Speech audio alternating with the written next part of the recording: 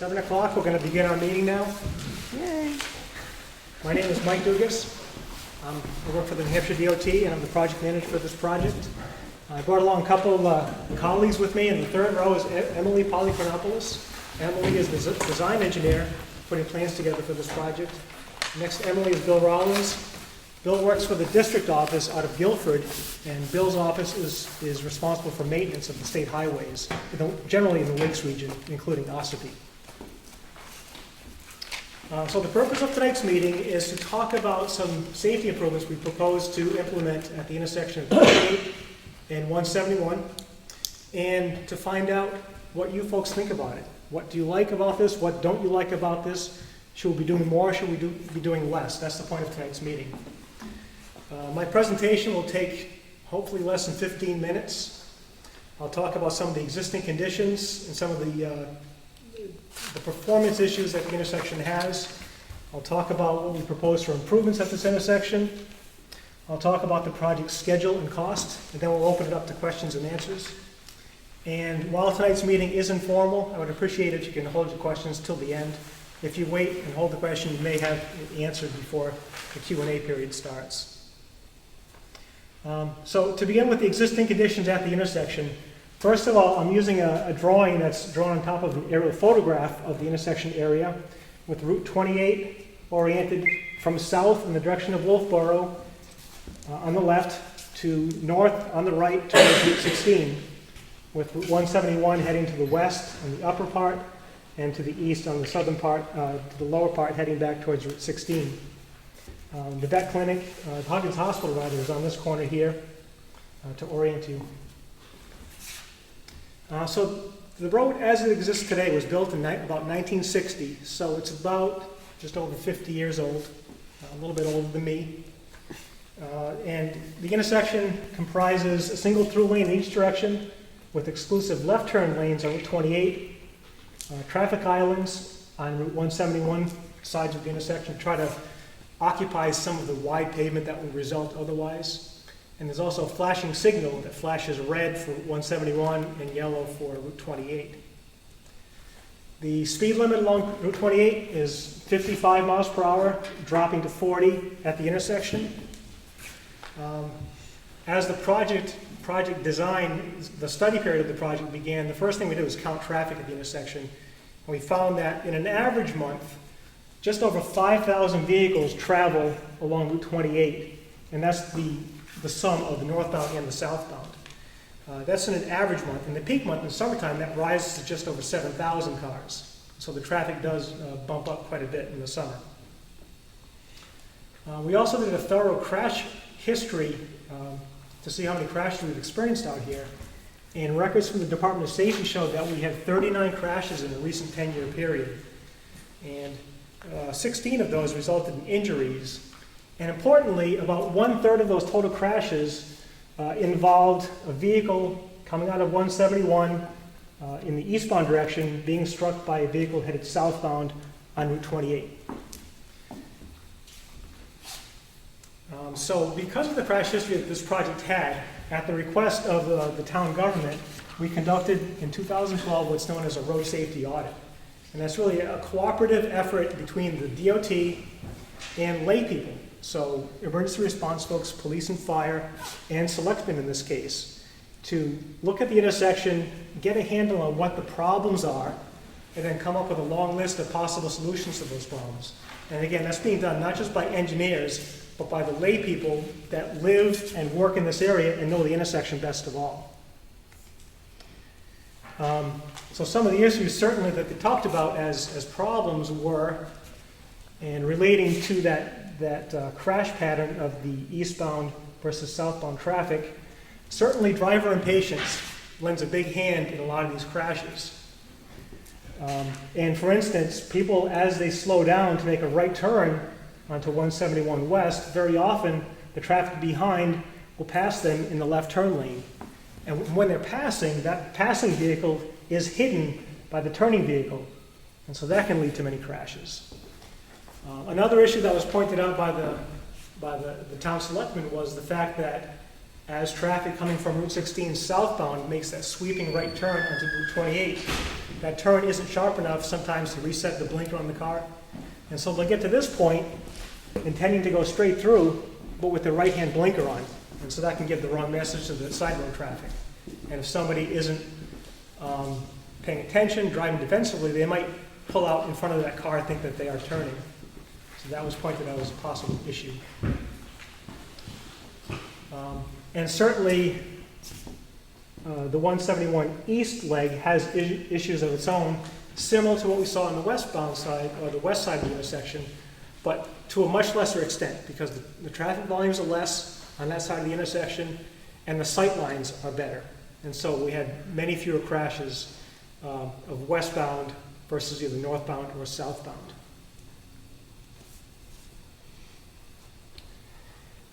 So to explain the proposed improvements that we're showing here, first of all, I'll explain some of the colors that are indicated in the color portion of the plan. Existing pavement is shown in this light gray color on both 28 and 171. And buildings, some of the buildings near the intersection are shown in red. So for the proposed improvements, this plan is showing we propose to widen the southbound side of Route 28 to create an exclusive right turn lane as traffic is heading from Route 16 and intending to turn right into 171 west. So that would be the primary purpose or intent of this improvement. Secondary issues are, we noted that in looking at the layout of the traffic islands, the island layout results in a very narrow opening on both 171 west and 171 east.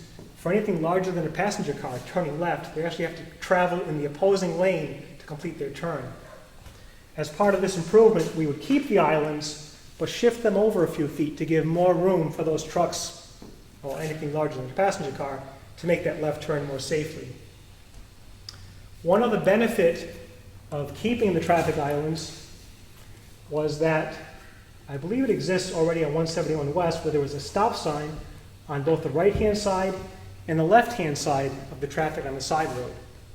Keeping that traffic island allows us to preserve that condition here and provide it here, because I seem to recall that there was not a stop sign in this traffic island, but there could be. And so that's a safety feature, to add a stop sign on both the left-hand and the right-hand sides of the side road traffic. One other feature that I want to point out is the pink area shown right here, which is an operational change that we're proposing. It's not something that we do every day, but because of the intersection angle, what we found was, as trucks make a right-hand turn here, the back ends off track significantly. Today they go off the edge of the pavement. And so what the pink is intended to be is a concrete area, really intended just for the back ends of large trucks, so that then when they off track off the pavement, they'll be on a firm surface, a firm concrete surface, and that side of that corner of the intersection won't get eroded away as it does today. I interrupted myself as I was explaining the colors. The yellow indicates a widening for a traveled lane where you'll be driving in the future. The green alongside indicates the limits of the earthwork alongside the highway. So that's how much disturbance we'll have to build this widening of the pavement. And then a final element of the concept that we show here is you'll see a strip of green along the edge of 171 east and along the northbound side of 28, and that's intended for some minor adjustments to the roadside to improve the drainage in that area.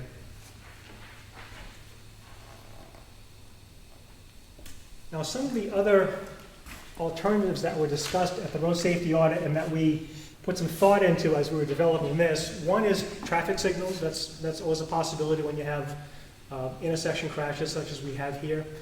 What I found, though, in looking at the traffic volumes, the volumes simply aren't high enough to justify putting in signals yet. Maybe someday they will grow high enough on the side roads that that could be a valid option, but for the time being, signals just aren't justified here. Another option that was floated as a possible long-term solution would be to provide a roundabout rather than a stop-controlled intersection. It would work, I think, safely. The traffic volumes are moderately high, so I think they would be handled by a standard roundabout design. However, that would be much more costly than what we're showing here. So that really needs to be kept as a possible long-term solution if some of these, if the benefits of this design or modification of this design don't pan out the way we hope they will or expect they will.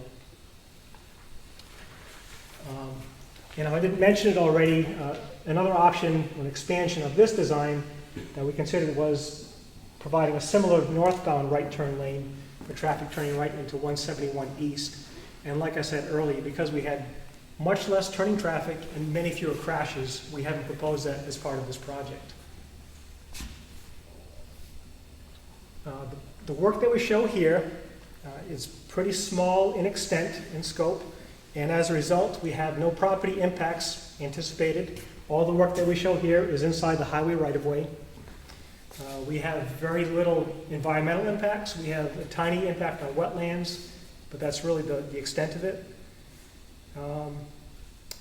And speaking of environmental impacts, this project and any project that the DOT does, because of federal regulations, we have to do a very thorough environmental review to look at the impacts of whatever we're proposing against both natural resources such as wetlands, wildlife, and similar things, and also cultural resources, meaning historic resources, historic houses, cemeteries, things of that nature. Our review found there really wasn't much in the way of natural resources to be concerned with at this intersection. For cultural resources, we did find 2 houses near the intersection that were over 50 years of age. And when your structure is 50 years of age or older, it's potentially eligible for the National Register of Historic Places. So with that said, the project that we show here doesn't have any impacts on those resources. But one thing that the federal law provides to, groups or individuals that have a stake in historic properties, such as the town officials or a historic district commission, if they choose to, and if there's a historic resource that's impacted, they can elect to become what's known as a consulting party to the environmental review process, which would give them a higher level involvement in design decisions and the review of project effects on historic resources. If anybody wants more information about cultural resource issues or how they can become more involved in that, please let me know afterwards. I can provide some details. The project schedule, should we reach consensus tonight and people think this is a good idea and a worthwhile effort, the schedule is to advertise this for bids this fall in November. So between now and November, Emily will be busy bringing the final details to this project so that we can advertise it to contractors for their bids. And receiving bids in December, we'd be able to begin construction next spring. And the construction for a project of this size really wouldn't take more than, I would say, a couple of months. And so it would be done early in the year. It would not take a full construction season. The estimated cost of this improvement is about $250,000. And the project cost is being covered all by federal safety funds, so there's no local funding required for this improvement. And I missed one step as I began. I'm going to circulate a sign-in sheet. If you wouldn't mind signing in, I'd like to have a record of who's here with us tonight. If that's okay. And also, if anybody came in as I was beginning, I do have a one-page handout. I think everybody got it, but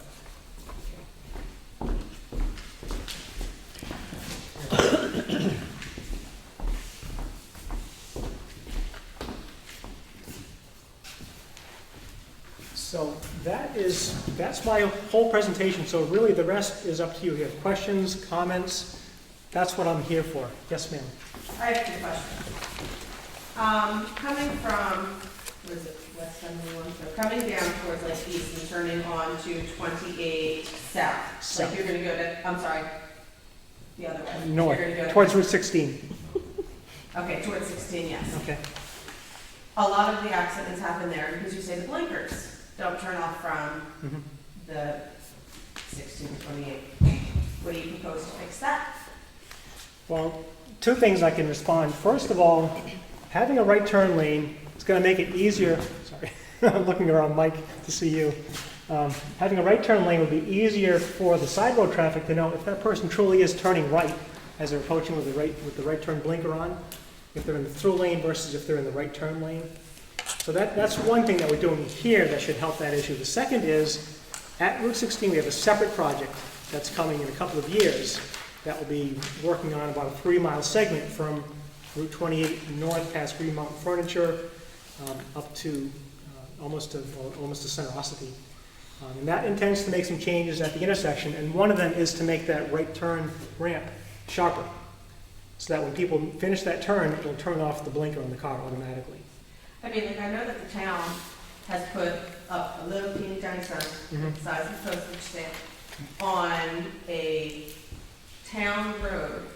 Why doesn't the state have something maybe a little bit more bigger, or have something authorized that says, make sure your blinker's off? I mean, the town did the best that they could, but it's offset. I don't understand why the state hasn't stepped in to try to have something like that approved, because that would, hopefully, if people are reading the signs while they're driving, eliminate 50% of the people not turning their blinkers off. As I understand it, our hands are sort of tied in what we're able to put on a sign and what we're not by federal rules. And that's why the sign that's out there is private and it's outside of the state highway right-of-way. I can ask again, because that would be a simple way to help the problem. I can ask again, but that's how I understand why there isn't a bigger sign, like you say, closer to the highway. Well, and bigger, because it's just this little teeny Right, sign. right. I mean, it could be bigger, I guess, where it is today by, the Right, town could do that. yeah. Yes, sir. If the people are coming down past the medical building and going toward Route 16, Mhm. with that turn lane, will that block the view of somebody looking to that direction? Will that just in any way affect their view to see if somebody's coming? It should improve the sight line, because anybody turning right will actually be outside of the direction they're looking in. They should be looking past the vehicle that's turning right. And as I said, by having that turn lane, that will reduce the chance of somebody following behind feeling the need to bypass them in the left turn lane. So there should be less of an impatience issue. Yes, ma'am. I actually work near this intersection, and over the years have heard crashes numerous times. And in fact, one of the crashes was a death from 2 people that was coming to our office. And my concern is when you're pulling out of 171, you're sitting there, if you look towards Route 16 and see no traffic, if you're looking back down 28 and you see no traffic, if you don't look back in that few seconds, there's a car there. Right. So it's like a knoll that's pitching down over. So is that going to be addressed at all, or is that? That was also identified as possible long-term action, because it would be expensive. We'd have to drop that knoll by several feet to make any kind of worthwhile improvement to the sight line. We did measure the sight line, and it's actually good enough for if traffic is running 55 along 28. But the problem is, not everybody is going 55. Right. So I think defensive driving, left, right, left will Right, exactly. always pays off. But that's a good point. How about the sight lines alongside the highway? Do you think we need more clearing alongside the road? Or? I think I've noticed when I'm slowing down to turn onto that right turn onto 171, there are lots of times when people are passing you in the left-hand lane that they're not supposed to be in. So I don't know if that's going to be addressed either, if there's going to be enough from both lanes coming both directions. Right, yeah, as we show it here, that would help in the southbound direction, Correct. but not in the northbound That's direction. right. Yes, ma'am. You know, I talked about putting a roundabout in that area, and you said that it would be a better solution than what you have here. Why not just go for the roundabout off that instead of putting a Band-Aid on it? Because it's much more expensive, and our general approach is to try something less expensive to see if it can be effective. If this doesn't work, how long are you gonna wait until a roundabout goes in there? Are we gonna have to wait another 30 years? 40, 50? I'll be long retired by then. I don't know the answer to that. I mean, because it's taken a very long time to even get this. Right. I mean, if it's a better solution, why not just Yeah, because it's substantially, it's probably 4 to 5 times the cost of what we're showing here. And the tie-up with that roundabout, putting that in for the people using those 2 lanes, don't leave that out. You mean the The people going to work. The backup? The way you have it right now is fine. That's the only real problem that was there. There wasn't a lane, and then people making right-hand turns blocked your vision when you were coming down. So I think right there will probably eliminate 60 to 70% of the problems where you have it laid out right there. And I use that every day. yes, sir. Well, I think just from experience driving, you need it in both directions.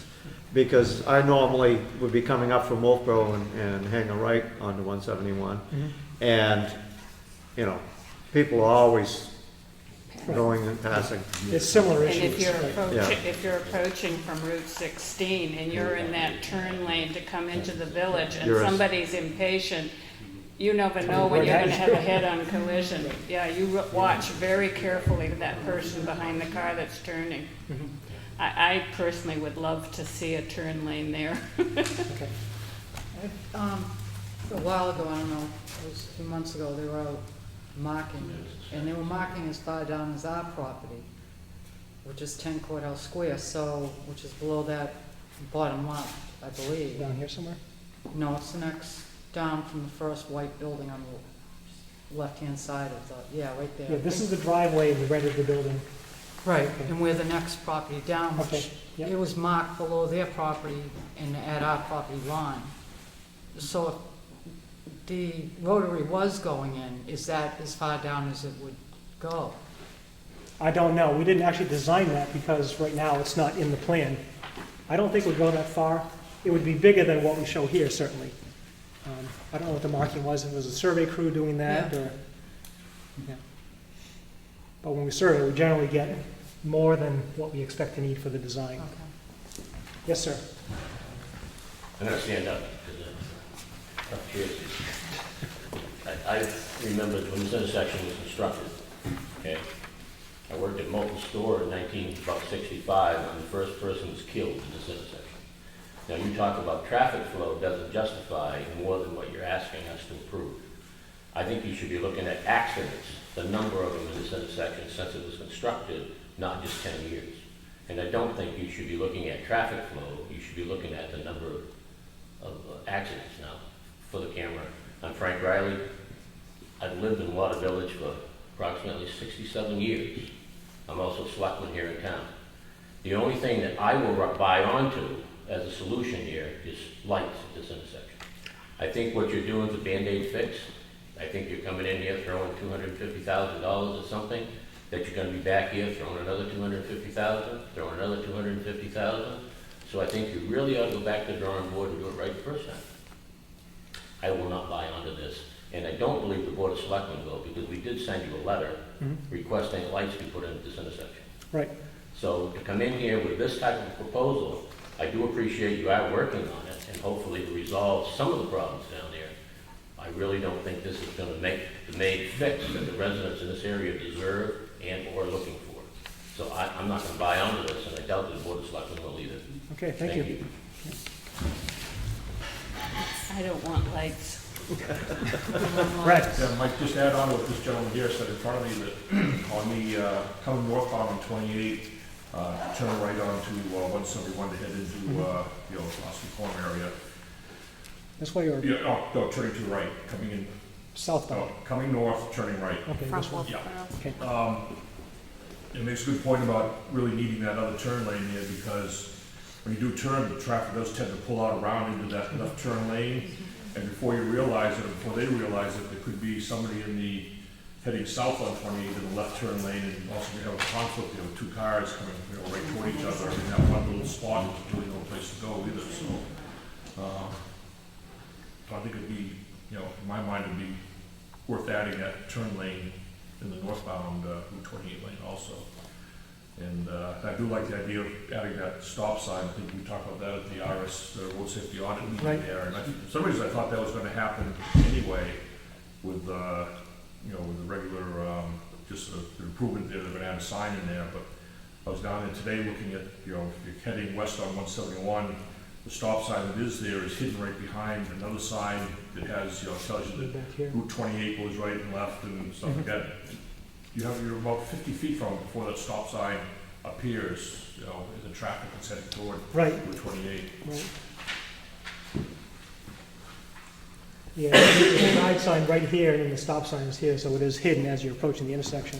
I think there's another one right after that driveway. Even closer than that? Yeah, between the driveway right there, I think there's another sign right, it's within probably 30 feet of the stop sign, I'd say. Kind of, you know, obscures it, so we'll take a look at that, the layout of the sign on that side too. Yep, so. we will. That was brought up during the onset meeting, whenever, during the road safety audit. And I thought that they had no record of the sign being there, well, there was one there years ago, but taking that one of the accidents. And where they had nothing on record, they told me they had to go through the whole process of getting approved for signing in that island again, so. Oh, you're saying the one that was in the island was knocked down and Yes. not replaced? Okay. Yes? While I agree with some that this is a good start, I have to agree with Frank Riley on this. My first initial actually was the roundabout. I like that idea. You agree with it. Traffic flows, slow people down. I hate to see the state put a dollar figure on the safety of the people in this town. That's business. And that's basically what you just said to us. Cheaper. We're gonna try this because it's cheaper. You know, that to me just doesn't make sense. You know, the number of crashes we had one Monday in there. The cars are safer now, we don't have the increase that we used to have, thank God. But we still have severe accidents. Cars are totaled. And deaths, there have been deaths. Just, but to put a dollar figure on that, it's easy on your job, it's harder on us, because we're the ones that go out and handle it. We got to do the notifications. And what do we tell people? It was cheaper to put a turn lane in. I'd like to see you come back with a good plan of a roundabout or lights, but I personally like a roundabout. Traffic flows, you have to slow down to go through it. We don't have to worry about the line of sight, because people obviously gotta slow down and make curves. So, that's my opinion, you know, our chief of police here. All right, Good. thank you. I agree with you about the roundabout, if it's a better solution. Work the money out now and just fix the problem, so We you don't have been have to 4 come back years, to it. and I've been part of this for the 4 years, and I understand, but it's a start, but I don't consider it a good solution. Yes, sir. Can you speak to the process that the town could follow if they want something different? Can you, like, do we file another form? What's the procedure that you have to go? I think the best route would be for the selectmen to jointly send a letter to me. I'll give you my card for or actually the information is on the handout that I gave you, my contact information. If you're uniform or if you're united in your position, put it into a letter and send it to us. We've done that already. Want me to do it again? Well, it never hurts to repeat your position. Let me put it that I way. can say that, where the copy machine's done this way. That's fine. I don't mind sending you another letter, not supporting this proposal, if that's what you're looking for, but honestly, I feel it will fall on deaf ears like most all of our other requests have. I know what you folks are up to, and I understand your budget process. I'm not trying to tell you to get tons of money. I understand a roundabout, the last estimate I have is about $1.7 million to a roundabout, and you obviously don't want to do that. I think a roundabout would be a good solution too. I wouldn't have any issues with a roundabout, because I agree with the chief that you're now going to slow people down, and they can't just steam through. That's right. And I think that's probably a very reasonable solution for this intersection. I think what you're doing may improve a little bit, but I think, again, it's a fix for today. It's not going to be something that's going to be a good fix for tomorrow. Now, if you want a letter from the board saying something like that, sure, I'll gin that up and mail it out to you. But will somebody pay attention to it? That's my question. I'm the one. I'm paying attention to it. Well, you might, So- but you got people above you that won't necessarily pay attention. Right. I don't control all the funds myself, but yeah, certainly I will pass along. Yeah, leave me your card. I'd be happy to put a letter together out that I personally don't think this is the appropriate thing. Yeah, I'm not going to say it won't help, it may help, and I think your project, when you get to doing 16, to actually help that The right turn. exit turn coming off of Route 16 to get rid of the directional light, I think will be an improvement too. For the life of me, I can't understand why you can't put a sign up that says, shut up your directional light. I mean, to say you gotta have approval all the way from the governor council, or the pope, or whoever you have to get it from, I have to sit here and say, come on guys, this is state of New Hampshire, you can't gen up a sign that says, shut off your directional light and put it in the state right away? Apparently we can't. Somebody is missing something. I mean, that's my opinion. But, no, you have it. Leave me your card. Be happy. I'll put a letter together before. I'm not, that's the board's opinion. These people may have a different opinion, and they're welcome to whatever opinion they may have. Okay, thank you. You're welcome. Yes, ma'am. So the purpose of this hearing is to get consensus on a plan, hopefully this one, so that it can be put out to bid in November and then constructed in the spring. Right. If people don't agree that this is enough and they want a traffic light or they want a roundabout, Something different, right. then another town gets their project funded if they come to consensus with the money that's available. And Ossipee gets passed over this round again, No, and nothing happens? I wouldn't put it that black and white. Okay. It would probably affect the schedule of the project. It would certainly affect the schedule of the project. But it doesn't mean that the project goes away or some other town gets the money. Okay.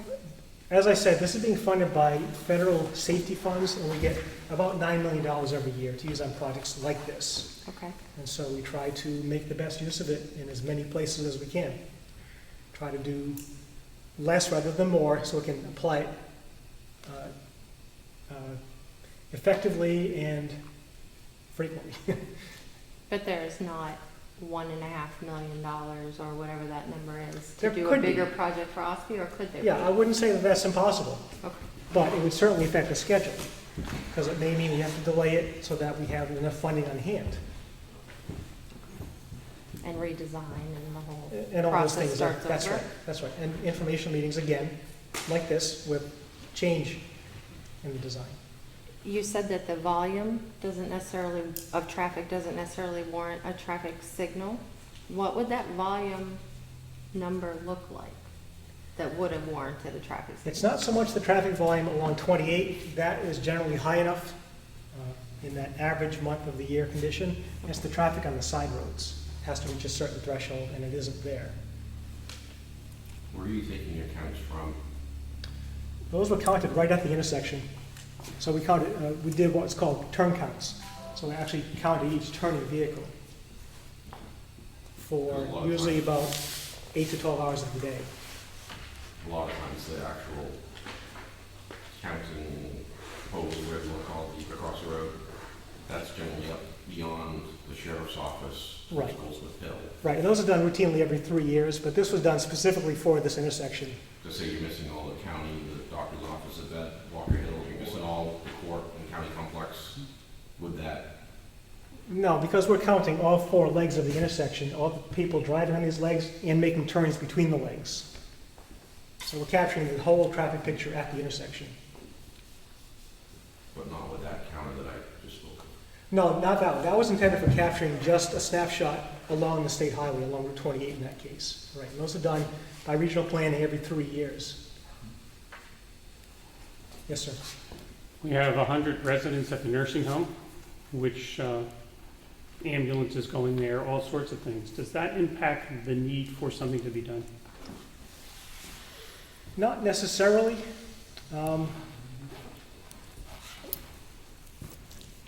In my experience, it hasn't really changed the decision whether or not we have a signal that goes in. It still comes down to the fundamental issue is the traffic volume. How many deaths at that intersection would it take to get a permanent fix? That's not how we work. Certainly, as I said, we have a limited amount of money that's intended for the whole state.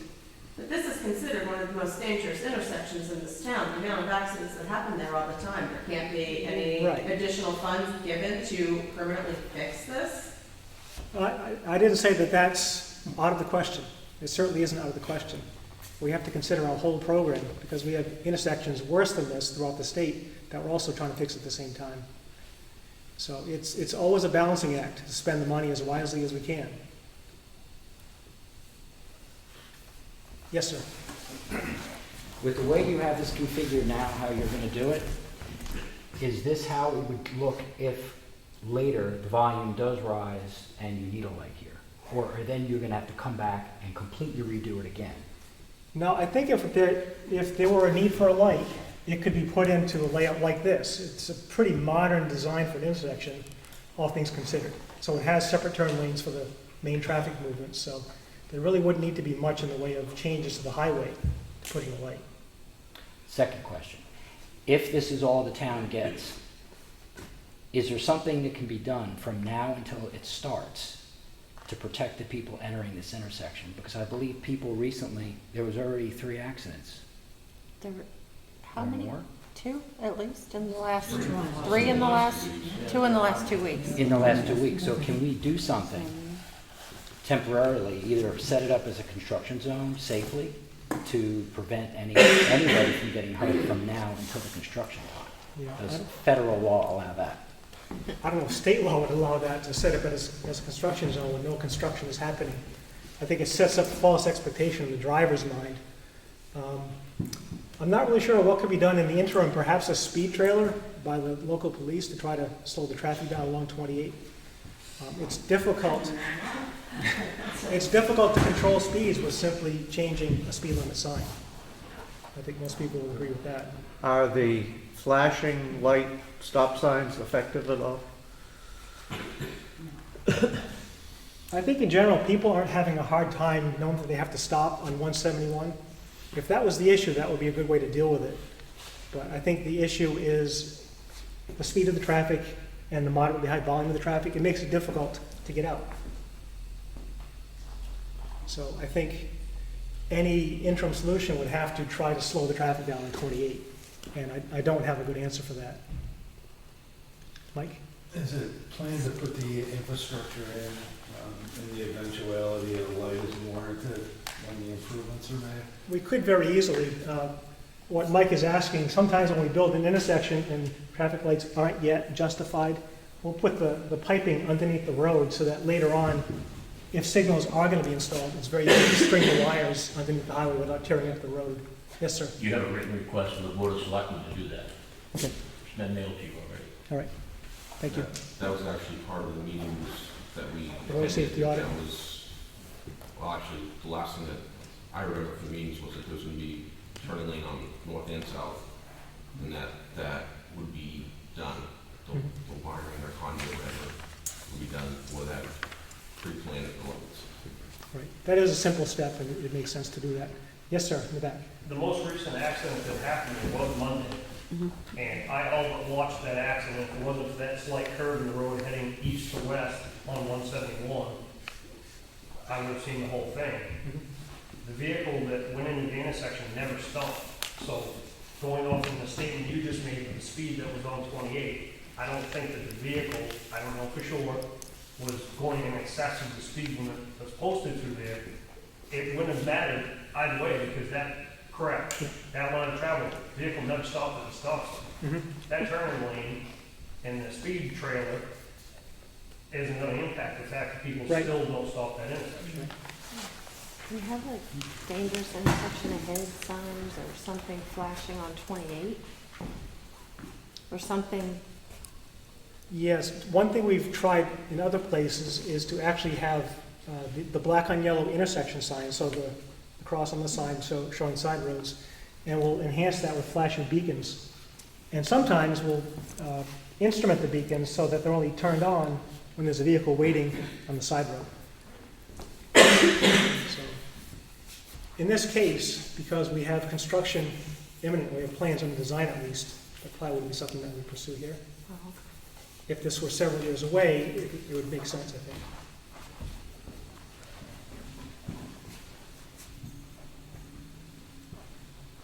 Yes? How much does a temporary light cost to put up? A temporary signal? Yeah. I don't know, but probably wouldn't be that expensive. But again, a permanent light, from what I've seen thus far in our design study, isn't justified yet by the traffic volumes. So it really is a situation where we'd add a temporary light if a permanent one isn't justified. I meant a temporary light perhaps before you begin construction. So I'm just thinking about that time. Somebody gets killed up there because we're waiting to have it fixed would be a shame. Yes, ma'am? I would think the traffic light would be the least expensive way to go about this.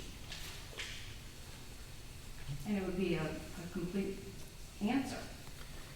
It would not be very expensive to simply put up traffic signals, that's true. One thing that you need to keep in mind, one thing that we experience with traffic lights is that they don't necessarily reduce the number of crashes. They change the types of crashes that happen. So you probably wouldn't have the right angle crashes that we have today very often. But generally, the total number of crashes doesn't go down. Sometimes it goes up because you have a lot more rear end crashes. I've seen people go right through that red light up at 16. And that happens too, right? They don't want to stop. That's one thing that doesn't happen with the roundabout. Well, that's a question that I had. If right now you're saying that the sight line is good enough and it will be improved with this turn lane, is it good enough for a traffic light? The You come up over that knoll and there's a line of traffic stopped at the stoplight. Right. And that's one thing we would have to look at if we chose to signalize this. Is there enough sight line as you're coming from Route 16 to be able to stop in back of the queued traffic? There can't be. Would be like Wakefield. Enough. Yeah, There can't be and enough. I don't Those know. cars are going too fast to come up over that rise to a line of cars. Right. And certainly there's a crest there, but what I've seen thus far, looking at the old design plans, is that the crest is pretty broad. So it limits your sight line, but it's not deficient. Okay. So, but if we were to signalize it, that's certainly a thing that we'd have to look at very carefully. Seems like it's more than just hanging a traffic light. That's fair.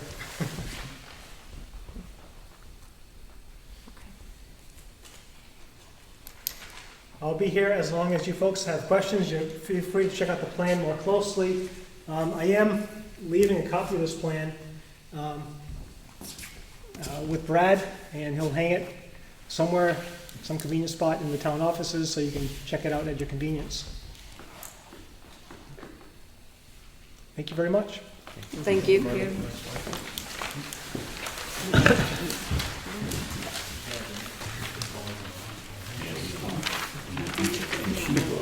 Yeah, that's true.